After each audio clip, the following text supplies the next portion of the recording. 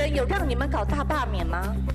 纳税人有要让你们搞这样斗争吗？罢免是公民所发动的，公投是立法院所发动的，在行政机关看起来都是一样。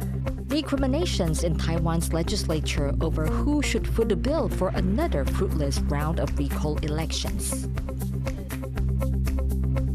South Korea's new president meets with Donald Trump at the White House, with the U.S. president suggesting big changes for a long-standing alliance. Maybe one of the things I'd like to do is ask them to give us ownership of the land where we have the big fort. You know, we spent a lot of money building a fort. Plus, global outrage over an Israeli strike on a hospital in Gaza that killed at least 20 people, including 5 journalists.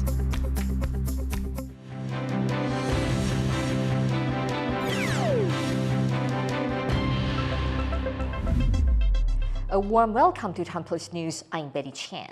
The fallout from a failed recall election took center stage on Tuesday when Taiwan's premier visited the legislature to ask for more government funding. Opposition lawmakers piled on, slamming him over the budget and the cabinet's responsibility in the recalls. Tiffany Wong reports. A heated session at Taiwan's legislature after recall elections over the weekend failed to remove opposition lawmakers. The cabinet now asking for an extra $2.8 billion in funding, including $49 million to pay for 2 days of recall and referendum elections this summer. It's a sensitive subject, especially for those lawmakers who had been facing recall. 纳税人有让你们搞大罢免吗？纳税人有要让你们搞这样斗争吗？然后现在你还可以夸夸其言说，哎，公投跟罢免的钱你们应该要给我们，公投会给你，公投是立法院通过的啊，结果你现在要纳税人钱，帮你付这个大罢免钱，你去跟民进党党部要好不好？你不应该去跟民进党党部要，跟青鸟要啊。罢免是公民所发动的，公投是立法院所发动的。 在行政机关看起来都是一样，而且我认为，如果以人民至上的话，更不应该说立法院发动的您支持，人民发动的您不支持。民进党才帮民进党发动公民运动。 The mass recalls have soured tensions between the two main parties, the opposition Kuomintang and the ruling Democratic Progressive Party. Opposition lawmakers called on Premier Cho Jung-tai to take responsibility for the recall movement and an impending cabinet reshuffle. Cho says more than 5 ministers and deputy ministers will be replaced by the end of the week.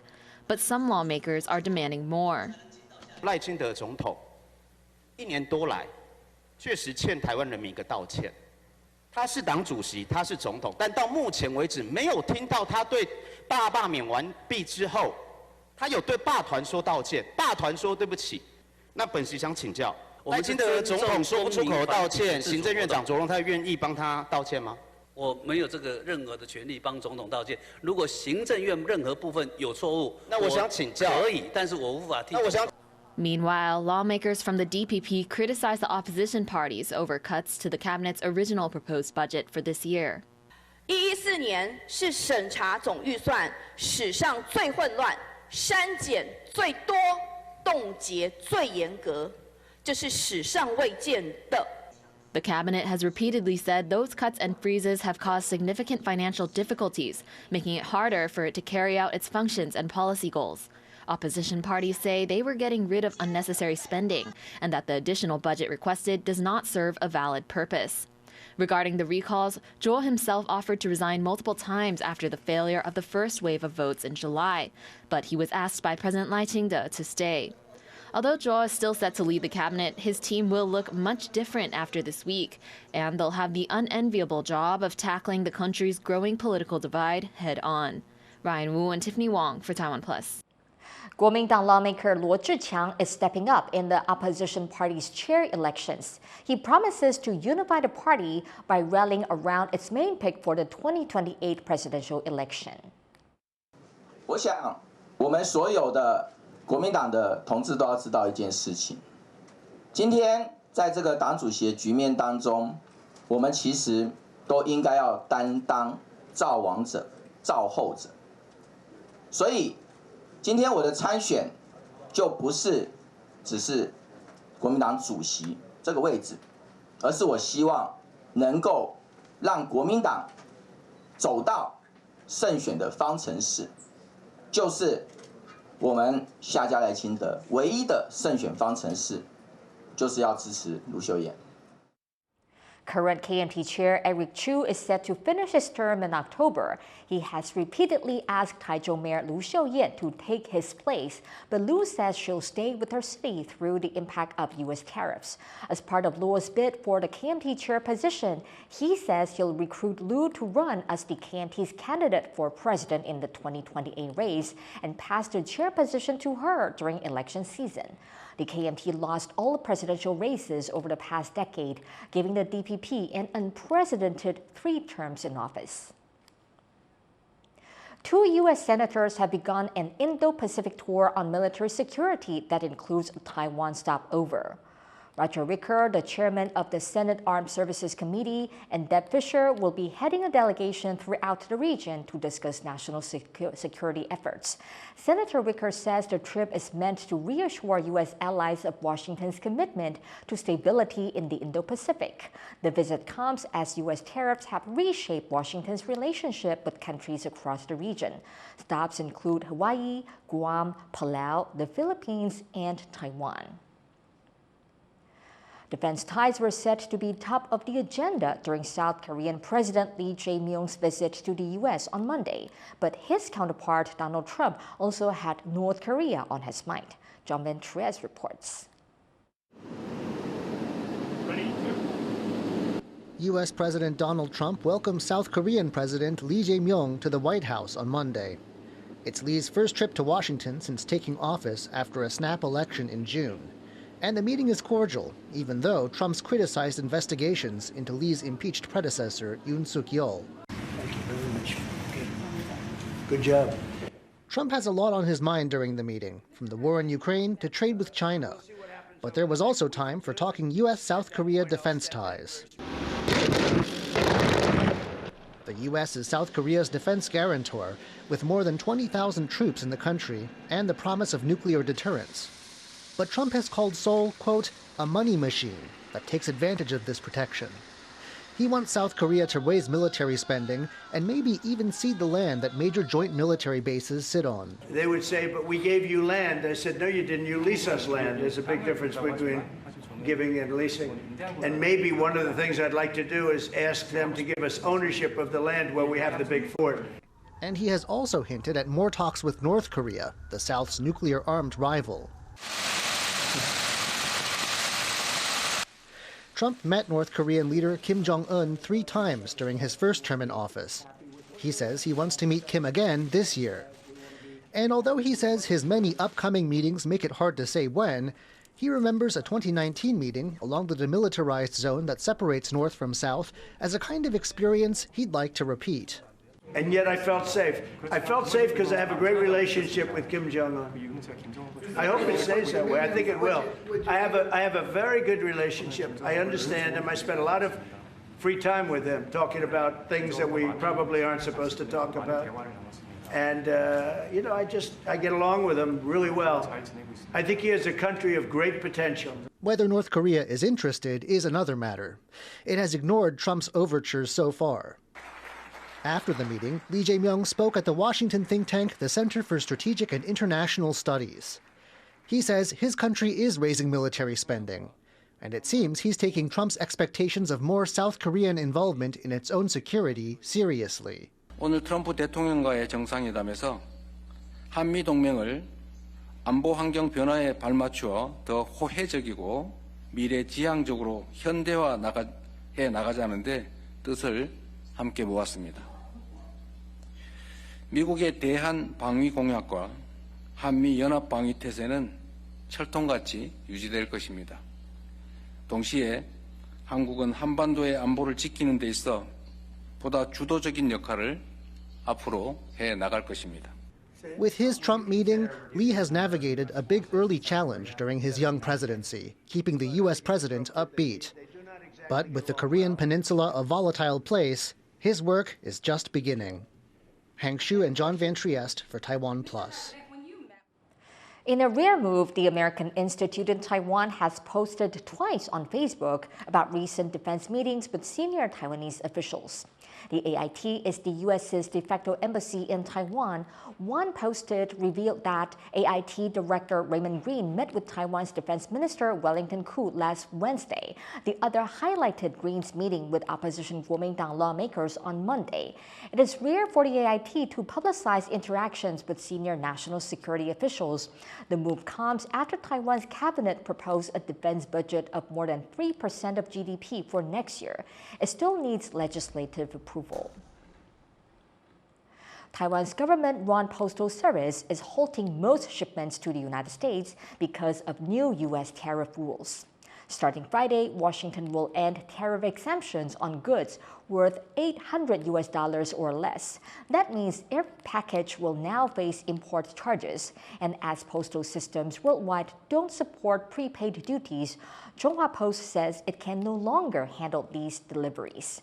It will still send documents to the U.S., but parcels must now go through private couriers like DHL and FedEx. Taipei is hosting its first Asia for Animals conference, an international forum on animal protection. Some of the organizers say the country still falls behind on issues like fish and livestock, and they want to see more government coordination to solve that. 从畜牧师的角度来看的话，这个还是现行的这个生产系统。可是我们现在有动保司啦，啊，那就不能用本位主义来看待这件事情。我们所谓的虐待的定义是，你不应该造成动物不必要的痛苦。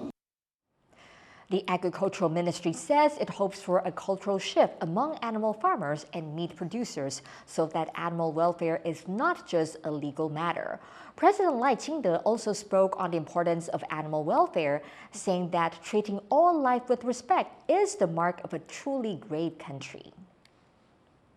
The Health Ministry has launched an online search platform containing the full names and court rulings in the case of medical professionals who've committed sexual misconduct. Some call the platform unconstitutional and a violation of medical practitioners' rights, while others say patients' rights to know comes first.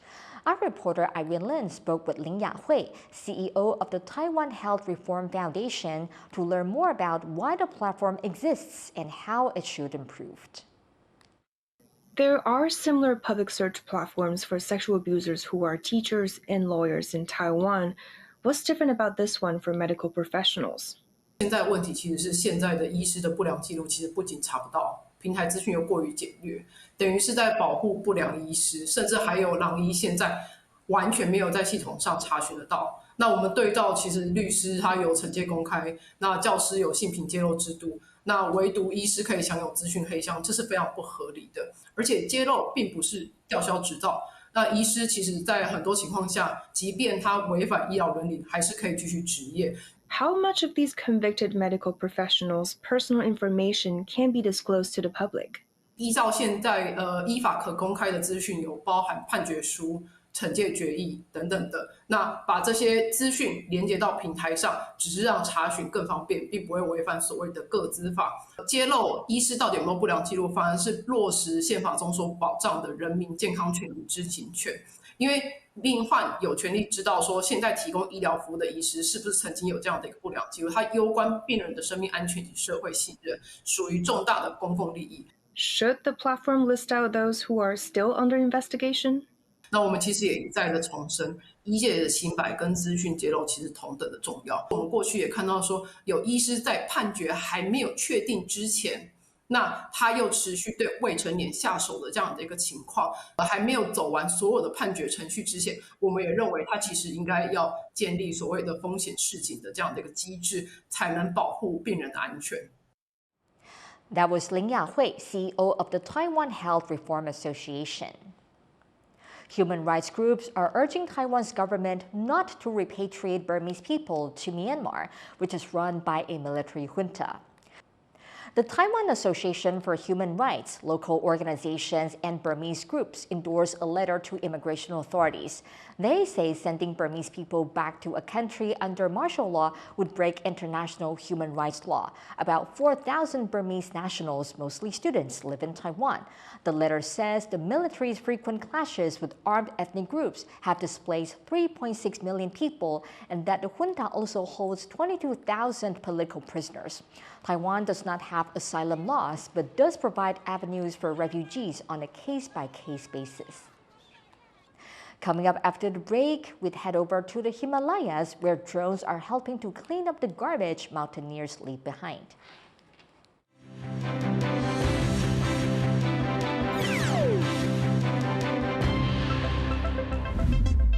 From a small studio in Taiwan to a global community for undaunted voices. I'm just very grateful that they are able to spend time being part of Taiwan Talks and also being here with us today. It's so refreshing that from a different country, from Taiwan, we are actually getting to see a show without noise, without yelling, and it's just complete facts and expert opinion. Every single episode is about a Taiwan perspective. Taiwanese speaking something from our heart. Bringing forward all these different perspectives and voices to engage the world more seriously and continuously. So the world will know that we are part of this globalized world. British warship transited the international waters. We're facing without compromising our national security. A lot of potential for these countries. How important do you think that is? The rule of law-based order. It's been 3 years of almost every waking hour devoted to the show. Today, we have something, and that something is precious.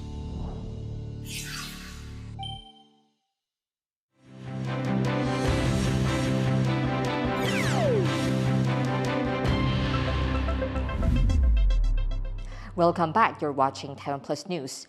Israeli airstrike in Gaza on Monday have sparked global outrage after dozens of civilians and journalists were killed. As Irene Lin reports, the attack is raising new concerns about the safety of journalists and the wider toll of the war. A warning, this report contains images that may be disturbing. Smoke engulfs one of Gaza's remaining hospitals after multiple Israeli strikes on Monday. Journalists and rescue workers try to move those injured in an airstrike to safety, when a second missile strike follows. Palestinian health officials in Gaza say more than 20 people died in the attack, including 5 journalists working with international media outlets.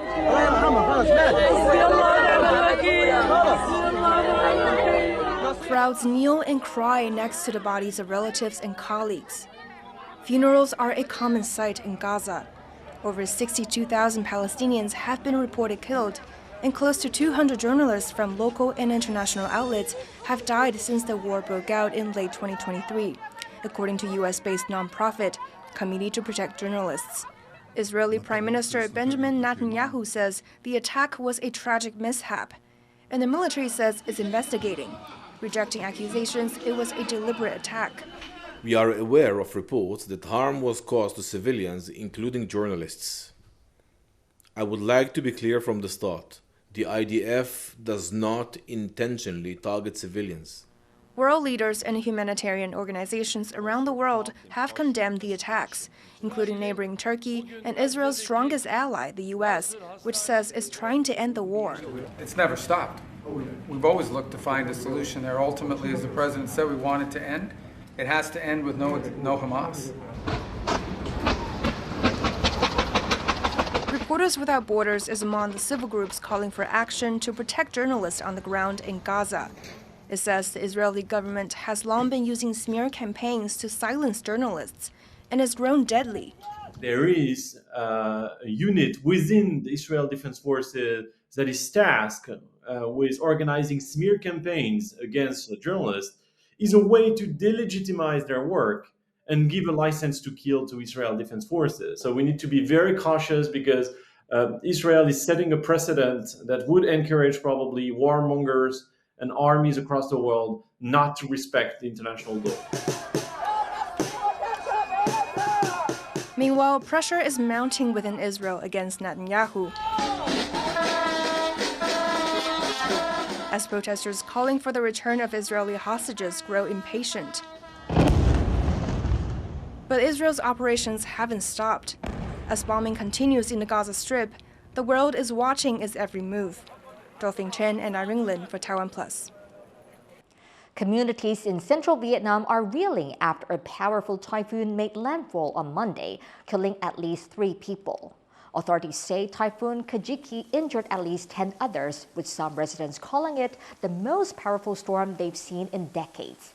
Thousands of homes and businesses were damaged or destroyed, and more than 1.6 million people were left without power. It also flooded more than 280 square kilometers of rice fields. U.S. President Donald Trump says China must give the United States rare earth magnets or face steep new tariffs.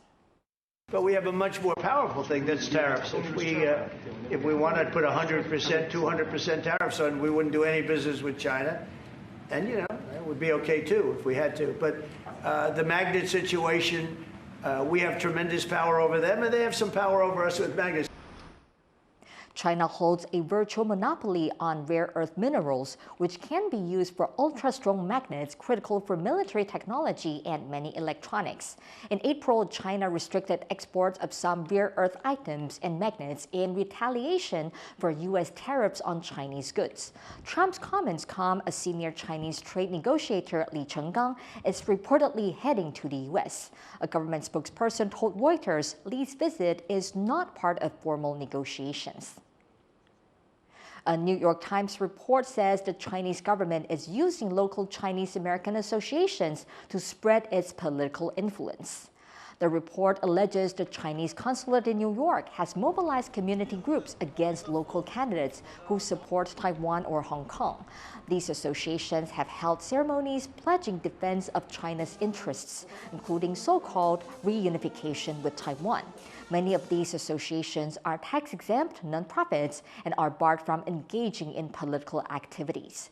A spokesperson for the Chinese consulate said it always follows international law and has not influenced any U.S. elections. Taiwan electronics manufacturing giant Foxconn is widening its global footprint, investing an additional $168 million in its Mexican operations. Mexico is home to a new AI server production facility owned by Foxconn Industrial Internet. Observers see the move as a push to boost capacity to meet rising North American demand.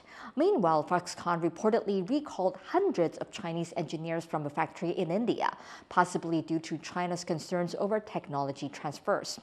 The move marks a setback in its expansion plans there. Decades of mountaineers passing through have left Mount Everest and other peaks in the Himalayas covered in garbage. But a new initiative to clean the mountains is taking off in Nepal, led by drones. John Van Tres reports. Received. All right, and released. Another load of garbage brought back from the roof of the world thanks to drone technology. Mount Everest's fame as the world's highest peak has brought hordes of trekkers seeking its summit and leaving tons of garbage behind. So bad is the trash problem on the slopes of Everest that some have taken to calling the mountain the highest dumpster in the world. But not for long, if this team has anything to say about it. Helping lead the cleanup is Raj Bikram Maharjan, CEO of Airlift Technology. From his office in Kathmandu, he's starting to bring the Himalayas' sky-high peaks back to their pristine state. And he's able to do it thanks to Chinese-built drones, able to carry heavy loads and get back and forth to remote piles of garbage far faster than people could. Every year in the mountains, huge amounts of trash pile up, but there is no possibility of bringing it down. The only options are helicopters and human manpower, with no option in between. As a solution for this problem, we came up with a concept of using our heavy lift drone to carry garbage from Camp 1 down to base camp. This spring climbing season, roughly April to early June, a pair of the drones cleared 300 kilograms of trash from the mountainside. At $20,000 US each, these drones are a pricey investment. but the manufacturer provided them to the project, both to help the environment and for publicity. And it's not just Everest. In September, the drones will go to Mount Manaslu, the world's 8th highest peak, to clear garbage there. Drones may soon become a fixture of Nepal's Himalayan trekking routes, and for reasons besides the environment. They've also proven useful carrying bulky supplies, making climbing lighter and safer. Nima Rinji Sherpa, the youngest person to climb all of the world's 14 peaks over 8,000 meters, is among the mountaineers excited about the possibilities. Fixing team, the people in the fixing team, they were very happy because now they don't have to carry ladders or oxygen bottle or ropes while fixing the route. They can simply just go by themselves, and then the drones will carry the ladders and the oxygen and the ropes for them. They were very happy because for them it's also like, as I told you, saving a lot of time, a lot of energy. There's a lot of talk about drones these days, especially their military use.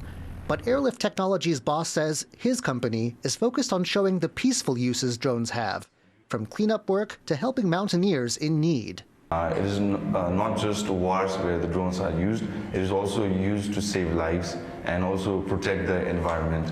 So we have to see drone technology as a future where the climate, from the environment aspect, and also from the humanitarian aspect, this is going to be a game changer. And he's starting it in the highest places humans can tread. Klein Wong and John Van Trieste for TaiwanPlus. Thank you for watching TaiwanPlus News. You can visit the TaiwanPlus website or follow our social media for more stories from Taiwan and around the world. Finally, we travel to London for the annual Notting Hill Carnival, one of Europe's biggest street parties. I'm Betty Chen. Take care and see you next time.